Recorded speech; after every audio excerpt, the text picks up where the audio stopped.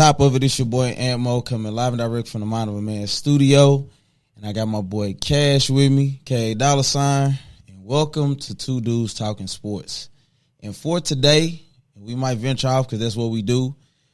We're going to get into boxing primarily today. But before we do that, it's the second take. Fact. You know what I'm saying? But necessary. You know what I'm saying? It is what it is. Well, how you feeling? I'm good, man. This is the end of the week special, man. How was the week? Tell me about the week, man, before we get into the sports. It was cool, man. You know how the beginning of the week go. Well, it was the 4th of July, the beginning of the week. I think it was Tuesday, right?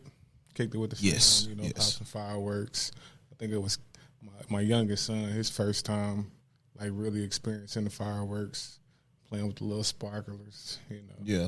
So it was cool, Keep it going. I'm finna move this back a little bit.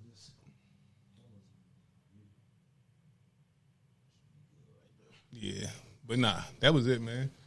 Enjoyed the 4th. You got the black people that don't celebrate the 4th of July, but I tell people all the time, nobody really celebrates the 4th. We just, who turning down the barbecue? And who turns down the day off from work if you get a day off from work. You know what I'm saying? Yeah. And, I mean, and shout out to OD. His birthday was on the 5th. Yeah. You know what I'm saying? And I heard him talking about what happened in Como. For those of you who may not be local, you know what I'm saying? Como is a little spot in Fort Worth where apparently they had some festivities the day before. It was like 11 people got shot, 3 dead. One of his partners actually got wounded or whatever, but he gonna make it through. But anyway, with that being said, man, we got. Where is Como? Is it by the lake? Lake Como? Yeah. So that's the lake, like right off of 820? Now that I don't know for sure. I've been to Como, bro, but it's like it's next to something else that I could tell you more identifiable. But I'm not really like a Como resident. Like I ain't never really been over there. Like talking about. I ain't never been. But with that being said, as we get into the boxing, a lot has transpired actually, and I'm glad because we got a lot more to touch on. We got Devin Haney, Shakur Stevenson. Is he ducking? You know what I'm saying? Of course, we got Errol versus Crawford. You know what I'm saying? You said that like that wasn't the fight of the decade. You just kind of threw that in there. Like, that's why we here. Yeah, but we ain't seen it yet. I'm just saying it's a lot in boxing in general. We got Canelo versus Charlo. That's cool. We here because of Bud versus Spence. Yeah, no, absolutely. But I ain't just trying to make it like an add-on. I'm just saying we got a lot to get to. Yeah. You know what I'm saying? So, first of all, what you want to get to first? You want to get to the meat and potatoes, or we wanted to go with the garnish? We're going to wait on the meat and potatoes. Let's get some, let's go Charlo. Let's go Charlo Canelo. All right. So, first of all, the big thing was we thought that Jamal was going to be the guy. Exactly. And so, did you see the footage that Showbiz dropped? Where it was like pretty much like it was a cameraman recording the Charlo twins when Canelo was fighting Caleb Plant. Yeah. And Jamal had leaned over. He was like, Canelo tired. And Jamel was like, I could beat him. You know what I'm saying? Yeah. And it was like a candid moment. Like, they didn't know nobody was recording them. So it's like, You know what I'm saying? Which is, I guess that's cool or whatever. I think a lot of fighters think that. You know what I'm saying? I think they really think that, though. Like, I think Jamel really believes that. So this is another thing that he said that I wanted to ask you about. He said that Jamel is a big guy that fights small. Definitely. What killed me is they're twins. Like, people act like they're not twins. They are literally twins. Just because Jamal fights at 160, he only went up to 160 because his brother was at 154. They both were at 154. They both had a belt at 154. He moved up so he don't be in his brother's way. His brother became undisputed. So they are twins. They are the exact same size. If you look at Jamal next to Bivol, who fights at light heavyweight, he's bigger than Bivol. Really? Yes. I've never seen that. That's crazy. And that's Jamal. I'm not saying it's Jamel. So once Jamel goes up, he might be bigger than Canelo.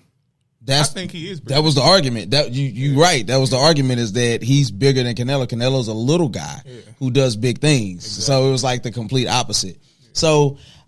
So this is my thing. I asked you about the fight. We kind of was in the DM chopping it up about it, and you said you give him a puncher's chance. Only because, if Jamel was campaigning at 168, 160, I would pick him to win. But this is his first time fighting at that weight. It's supposed to be at 168.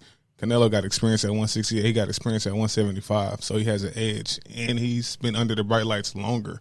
So when Jermell comes up to fight the biggest fighter in boxing for the first time, it's a tall order. So that's why I give him a puncher's chance. So even if he's physically bigger or, maybe the better boxer, whatever, that experience is going to, be the difference. And Canelo has that. That is the most solid argument for that. But what do you think Charlo's walk around weight is? I'm just asking because I'm like, he always talks about how he's always in shape. So I don't think he's 20 pounds. I think probably 20 pounds over his fight weight. I don't think he don't go past that. So he could possibly be walking around at like 175. Yeah, because he always brags about how he in shape. And if you look at him, that's why he looks so much smaller than his brother. Yeah. Because he seems like the more disciplined fighter. He's talking about Jermell. Yeah. Okay. He seems the more disciplined fighter. He's always like in fight weight. He just got to kind of lose a couple pounds. So I say walk around like 175. So here's my thing with the fight breakdown. What Canelo are we going to get?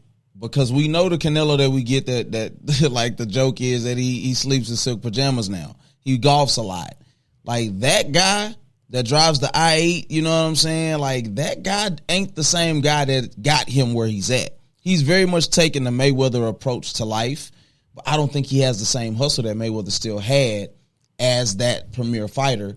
And I think if he's going to be the guy who stands there and tries to walk people down and wants to, block punch, I don't know how effective that. Now, it could be effective if Jermell is the smaller guy and he doesn't utilize all of his skill sets on that night. It probably won't matter. I can see him possibly wearing Jermell down like he did everybody else, but I can see Canelo getting tired and eventually leaving a door open for Jermell.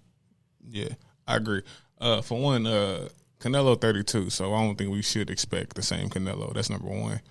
I think we're going to get the John Ryder Canelo, the one that just fought John Ryder, because he's 32 years old. And I know some people might say that's not old. In boxing years, that's old. The kid been fighting. He's been fighting forever. Absolutely. 15 years old. Yeah. So he's old. He's old as hell, actually. Jermell 33, so they close in age. But I think, I'm be honest, when the fight broke out, when the news broke, I was against it. I'm like Canelo on this strategic shit again. He's picking his fights. He's picking fights that's going to help him win. For one, Jermell just came off an injury as well. He ain't fought. And even if it was Jamal ain't fought in 2 years. So I'm like, he here he goes this bullshit again.